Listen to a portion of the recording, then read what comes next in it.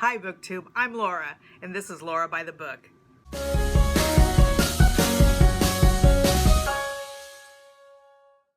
Today I want to share with you a book haul, and I don't go shopping for books a lot.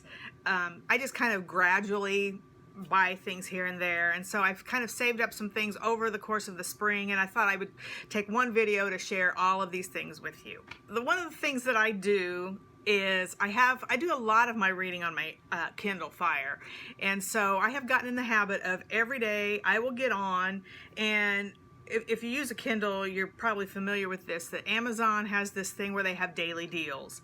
And so every single day I will get on and I will look to see what the daily deals are. And 9 times out of 10, there's nothing really on sale that I'm particularly interested in, and so I'll just skip over it. But every once in a while there'll be something that I'm interested in, either an author or a title that I have heard about and wanted to read, but I didn't really want to pay full price, that kind of thing. It's something that's on my TBR list already, and I'll buy it. If it's on sale for 99 cents or $1.99 or whatever, I'm for that, and I will buy that. So I have collected several ebooks that way, and they also have monthly deals. Once a month they'll change what they've got on sale. And again, most of the things they have I'm just not really interested in, but if you look really carefully every once in a while, you'll find something that hits that sweet spot that you're looking for. And so I've got 8 ebooks today that I'm going to share. These are all ebooks that I have bought within the last 2, maybe 3 months when they've gone on sale. Okay, the first one, if you've watched my recent wrap-up video, you'll see that I have recently become a fan of the Maisie Dobbs series by Jacqueline Winspear. I have got the 3rd Maisie Dobbs book on ebook. As I've said before, this is a mystery series featuring Maisie Dobbs, who is a private investigator, a female private investigator in London at this point in the 1930s, early 1930s, solving mysteries. And so I've already read the first 2, and so I'm eager to get into the 3rd one. That's this one. The next book is The Gown by Jennifer Robson. This is a historical fiction novel that is based around Queen Elizabeth's wedding, and particularly the wedding gown that she wore in the wedding, and the women who were responsible for making that gown. And I really don't know anything about it other than that, and I'm a big fan of the royal family. I'm one of these people who likes to follow everything that's going on with the marriages and the babies and all this sort of thing. So I'm curious about The Gown, and how are you going to make a novel about making a dress? I don't know. So we'll find out. The next one that I got is America's First Daughter by Stephanie Dray and Laura Kamoe. I don't know if I'm saying that right. This book I heard about from Lindsay at Lindsay's Little Library. She recommended this, and so it's historical fiction, and so it didn't take much to sell me on it. This is about Martha Patsy Jefferson. I don't remember her married name. She's basically Thomas Jefferson's oldest daughter, and it's based on a real person, and I guess they've done their research, and it's based on real events that happened, but it is a fictionalized novel. Basically, it has to do with her relationship with her father, and how she was kind of straddling the line between her own relationships and her father, who is this big important person in American history, and how important his role in the country was. So we'll see how this plays out, and I'll let you know.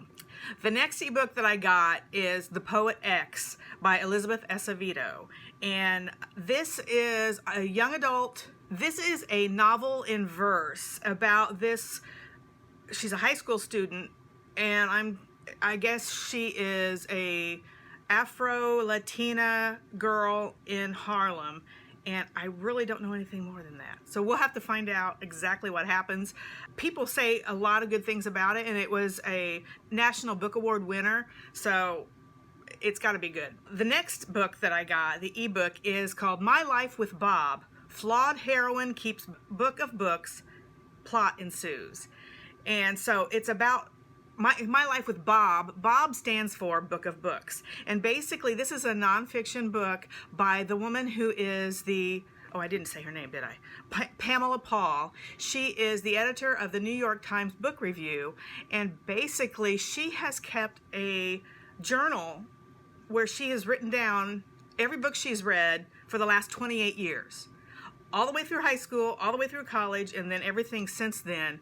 And she talks about that and how it plays into her life. And as somebody who is an avid reader myself, and I imagine you are too, I can't even imagine what it would be like if I had that, if I had been keeping track of everything that I've read since I was in middle school. I've been keeping track since 2011, which that's a long time.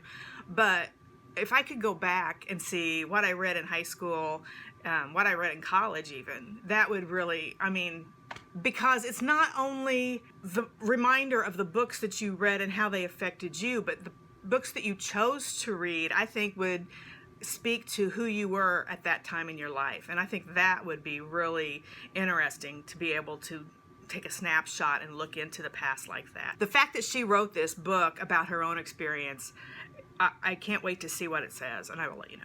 The next book that I bought on ebook is Draw Your Day by Samantha Dion Baker.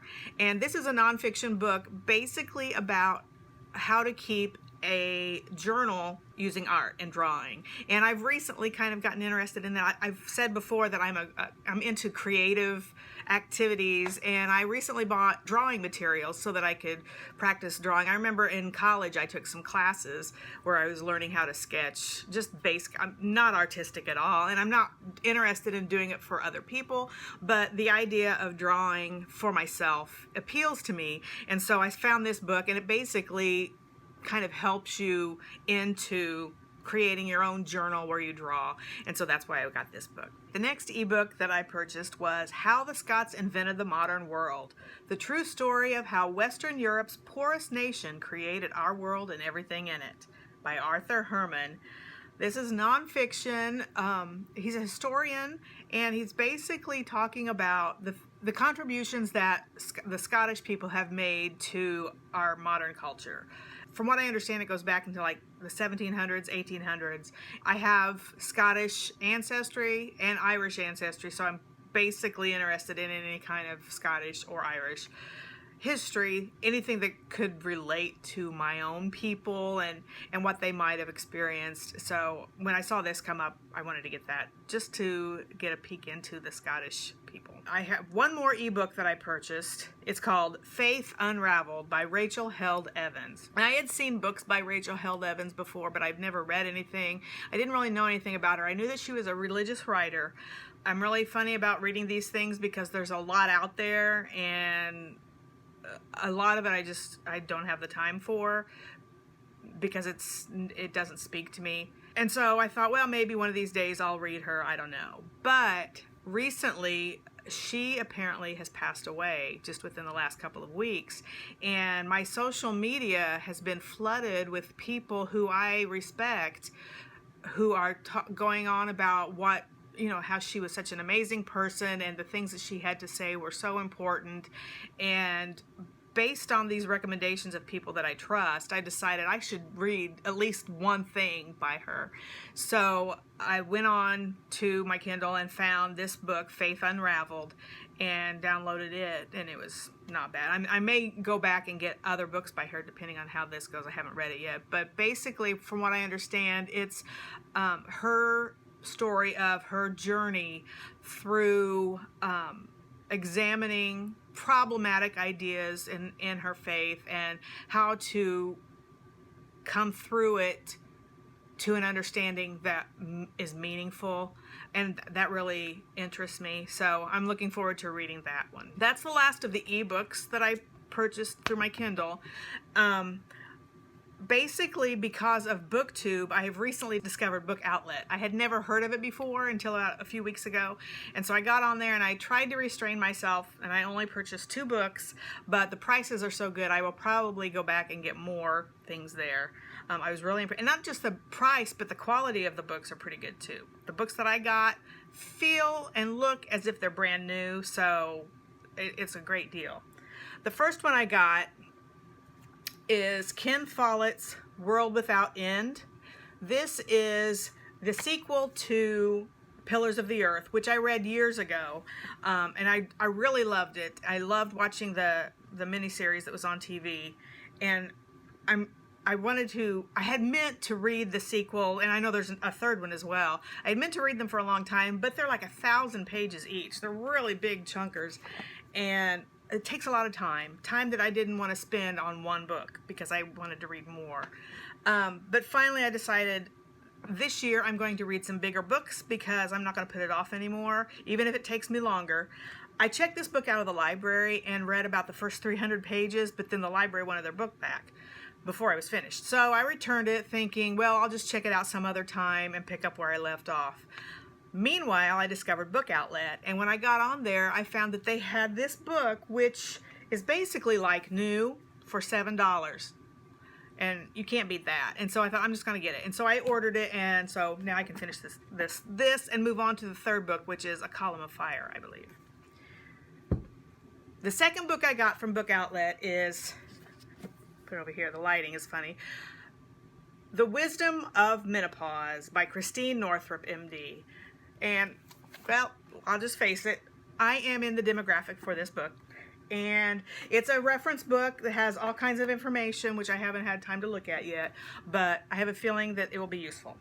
All right, so then yesterday afternoon, I was at work, and my husband sent me a text and said, would you like to go to Barnes & Noble after work? Of course, I would go to Barnes & Noble after work. I can't even believe he asked me the question. So last night we went to Barnes & Noble, and we don't go very often because every time I go, I told him, I said, you realize I can't leave that place without buying at least one thing. One thing. So, BookTube has spoiled me because now books that before I wouldn't even know what they were, I recognized everything. I recognized authors I never recognized before. I recognized titles I'd never recognized before. And I had to leave before I spent more money than I did. I had other books picked out that I did not buy. But here's what I came away with. I found the table where they have the buy two, get one free. So I got 3 that way. The first one I picked up, The Essex Serpent by Sarah Perry. This is one that I discovered through BookTube. And it's basically, it takes place in England. Let me read the description. London, 1893. Seeking refuge after the death of her husband, Cora Seaborn departs for coastal Essex. Once there, she hears rumors that after nearly 300 years, the mythical Essex Serpent, a fearsome creature that once roamed the marshes, has returned. Eager to investigate, Cora is introduced to parish vicar William Ransom. As they attempt to discover the truth, these seeming opposites find themselves inexorably drawn together, and as their pursuit becomes more urgent, Cora's London past follows her to the coast with striking consequences. And then there's this quote from the Daily Telegraph that says, irresistible, you feel the influences of Mary Shelley, Bram Stoker, Wilkie Collins, Charles Dickens, and Hilary Mantel, channeled by Perry in some sort of Victorian seance. I was sold. All right. The next book that I picked up is The Lost Girls of Paris. Now, I had put this on my library hold list to try to get a copy when it came through. I think I first heard about it from Lindsay at Lindsay's Little Library, and maybe Sarah's Nightstand as well. It is a historical fiction that takes place in World War II, and to be honest, I don't know a whole lot more about it, but World War II historical fiction is kind of a soft spot for me, so I picked this one up. Now this book, Rebecca by Daphne du Maurier, this is a book that I actually went into the store looking for because I had planned to buy it. This is a book that was published in 1938, but yet, like over the last year, people keep talking about it as if it just came out, which is really interesting to me. And I think that they're going to be making it into a movie. I recently saw something about that. So I figured I needed to read this. I think I'm probably going to wait until closer to Halloween, around that time, October, because it's kind of spooky sounding. I know that it involves like a gothic house and a really scary housekeeper and all that sort of thing. So I'm probably going to put this on my October TBR. All right, now I have one more book, and this book is actually my husband's book, but I'm going to read it too. And that is The Game of Thrones. This is the first one in the Game of Thrones series. And I know it's not new, and there's a whole series behind it, but we have watched the television series. I'm so into this series, and I was so into the Battle of Winterfell the other day, and I can't wait to see how the season ends up.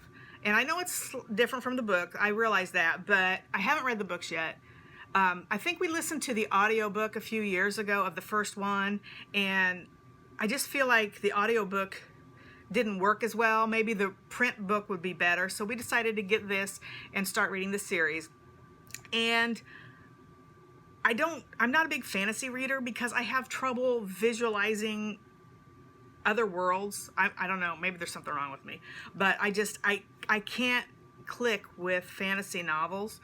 But I'm hoping that having watched the TV series, I'll have enough going on in my head that I could visualize these people, these characters that I know from the show when I read the book. And I realize it's only going to take me so far because it's not exactly the same, but maybe it'll help some. And so maybe I'll be able to get into this. I love the TV series, so hopefully that's a good sign. All right, so those are the books that I've picked up over the spring, and I'm going to try to fit them into my TBRs in the coming months. We'll see what happens with those. If you've read any of these, please let me know which one should I read first, what should I give priority to. That's it for me today. I'll talk to you again next time. If you like this video, like it, comment, subscribe if you want to. I'd love to see you again. Thanks for joining me. I'll see you next time. Bye.